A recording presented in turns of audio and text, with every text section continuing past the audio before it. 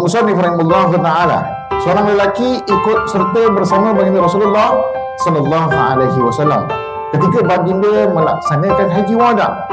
Dia menceritakan bahawa pada suatu hari ketika masuk di dalam sebuah rumah di Mekah, dilihat baginda Rasulullah sallallahu alaihi wasallam juga ada dekat. Maka dalam keadaan ketika itulah Rasulullah sallallahu alaihi wasallam bertanya pada baby yang baru lahir itu tadi, yang baru satu hari lahir, "Wahai bayi, wahai baby, siapakah aku?" kata Rasulullah sallallahu alaihi wasallam. Maka baby itu jawab, "Tuhan adalah utusan Allah. Tuhan adalah sallallahu alaihi wasallam. Siapa lagi yang boleh mengadu dengan Nabi sallallahu alaihi wasallam? Semua binatang."